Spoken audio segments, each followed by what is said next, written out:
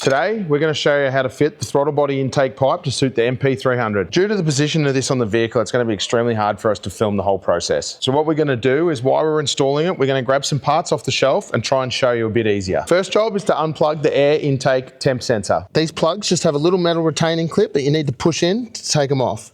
Once we've unplugged the sensor, we then need to undo this hose clamp. That's for the hose that goes down to the intercooler.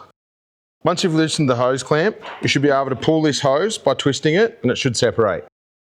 Next up is to remove this snap ring. Now this will be a little difficult in the car, but by grabbing a small screwdriver or a pry bar, you need to put it under the snap ring and lift it up and push it back. Once you've got that ready and released, it's time to undo this bolt. This bolt can be a little tricky to get to, so we suggest reaching through the wheel arch to get to it. Now we found to give yourself a little bit more room in the wheel arch that it's a good idea to jack the car up. Just remember, if you've got a car jacked up, you should always put a stand in a safe position to hold up in case it falls. Now we found it easier to remove from underneath the car next to the gearbox. Now to get the sensor out of the elbow. I've removed this sensor prior just to show you the little clips here. What we found is that by putting an 8mm socket down the tube onto these little clips, it'll push it in and you'll be able to release the sensor. Once you've got the sensor out, push it into our intake elbow and then use the clamp provided and the 2 bolts.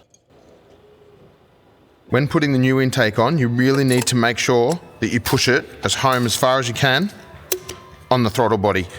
This can be quite firm due to the O-rings. If you don't push it firm enough, you'll struggle to get the bolt lined up. Once the bolt's done up, you can reconnect the intercooler hose and the job's done.